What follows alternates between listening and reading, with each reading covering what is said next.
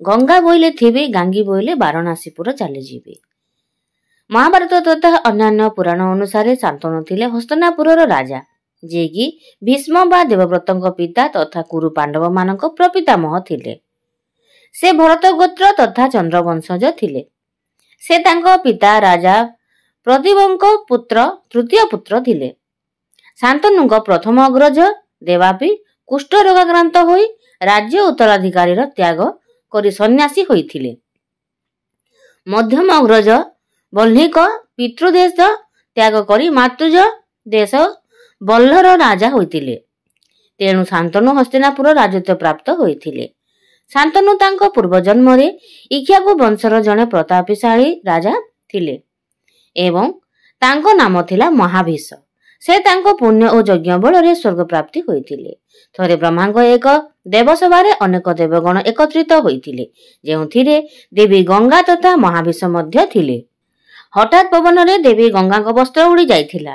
ଏଥିରେ ସେଠାରେ ଉପସ୍ଥିତ ସମସ୍ତ ଦେବଗଣ ମୁହଁ ତଳକୁ କରିଦେଇଥିଲା ବେଳେ ମହାଭୀଷ ଗଙ୍ଗାଙ୍କୁ ଚାହିଁ ରହିଥିଲେ।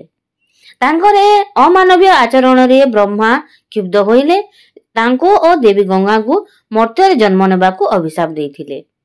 ଯେତେବେଳେ ଗଙ୍ଗା ସେ ଦେବସଭାରୁ ଫେରୁଥିଲେ, ସେତେବେଳେ ଅଷ୍ଟବସୁ ତାଙ୍କୁ ପ୍ରାର୍ଥନା କରିଥିଲେ କି ଗଙ୍ଗାଙ୍କ ମାନବ ଜନ୍ମରେ ସେମାନଙ୍କୁ ତାଙ୍କ ପୁତ୍ର ଭାବେ ସେ ଜନ୍ମ ଦେବେ। ଗଙ୍ଗା ଏଥିରେ ରାଜି ହୋଇଥିଲେ। ପୂର୍ବୋକ୍ତ ବ୍ରହ୍ମା ଅଭିଶାପ ଅନୁଯାୟୀ ଶାନ୍ତନୁ ମର୍ତ୍ତ୍ୟରେ କୁରୁ ରାଜା ପ୍ରଦୀପଙ୍କ ପୁତ୍ର ଭାବେ ଜନ୍ମ ହେଲେ ହସ୍ତିନାପୁର ରାଜା ହୋଇଥିଲେ। ଥରେ ଗଙ୍ଗା ନଦୀ କୂଳରେ ବୁଲୁ ବୁଲୁ ସେ ଜଣେ ସୁନ୍ଦରୀ ସ୍ତ୍ରୀକୁ ଦେଖି ରୂପରେ ମୋହିତ ହୋଇ ତାଙ୍କୁ ବିବାହ ପ୍ରସ୍ତାବ ଦେଲେ। ଏ ସ୍ତ୍ରୀ ଜଣକ ଥିଲେ ଦେବୀ ଗଙ୍ଗାଙ୍କ ମାନବୀୟ ଅବତାର।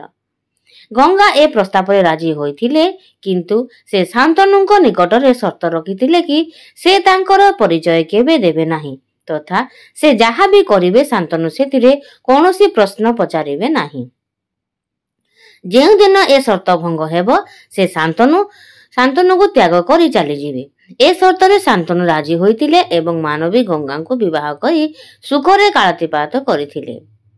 ମାତ୍ର ଯେତେବେଳେ ଗଙ୍ଗାଙ୍କର ସନ୍ତାନ ଜନ୍ମ ହୁଅନ୍ତି, ସେ ତାଙ୍କୁ ତୁରନ୍ତ ନଦୀରେ ବିସର୍ଜନ କରିଦିଅନ୍ତି। ଶାନ୍ତନୁ ନିଜ ସର୍ତ୍ତ ପାଳନ କରି ଗଙ୍ଗାଙ୍କୁ କୌଣସି ପ୍ରଶ୍ନ ପଚାରି ନାହାନ୍ତି। ଏହିପରି ଶାନ୍ତନୁ ତାଙ୍କର ପ୍ରଥମ 7ଟି ସନ୍ତାନ ହରାନ୍ତି।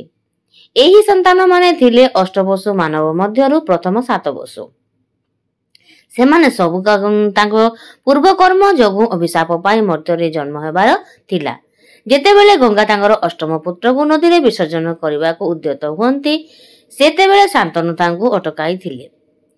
ସେତେବେଳେ ଗଙ୍ଗା ସେ ଶିଶୁପୁତ୍ରକୁ ବଞ୍ଚାଇ ରଖିଥିଲେ, ମାତ୍ର ସର୍ତ୍ତ ଭଙ୍ଗ ହୋଇଥିବାରୁ ଶାନ୍ତନୁଙ୍କୁ ଛାଡ଼ି ଚାଲି ଯାଇଥିଲେ ଏବଂ ମାନବୀ ରୂପ ତ୍ୟାଗ କରିଥିଲେ। ଏହି ଅଷ୍ଟମ ଶିଶୁ ବଡ଼ ହୋଇ ଦେବବ୍ରତ ବା ଭୀଷ୍ମ ହୋଇଥିଲେ। ତେବେ ଦର୍ଶକ ବନ୍ଧୁ, ଯଦି ଏ ଲେଖାଟି ଆପଣଙ୍କ ମନକୁ ଛୁଇଁଛି ତେବେ ମୋ ଚ୍ୟାନେଲକୁ ସବସ୍କ୍ରାଇବ କରନ୍ତୁ। ଏମିତି ନୂଆ ନୂଆ ଭିଡ଼ିଓ ଦେଖିବାକୁ ପାଆନ୍ତୁ। ଭିଡ଼ିଓକୁ ଶେଷ ପର୍ଯ୍ୟନ୍ତ ଦେଖିଥିବାରୁ ଆପଣମାନଙ୍କୁ ବହୁତ ବହୁତ ବହୁତ ଧନ୍ୟବାଦ। ଏମିତି ମୋ ଚ୍ୟାନେଲ ସହ ଯୋଡ଼ି ହୋଇଥାନ୍ତୁ। ଲାଇକ୍, ସେୟାର, କମେଣ୍ଟ ନିଶ୍ଚିତ ଭାବରେ କରନ୍ତୁ।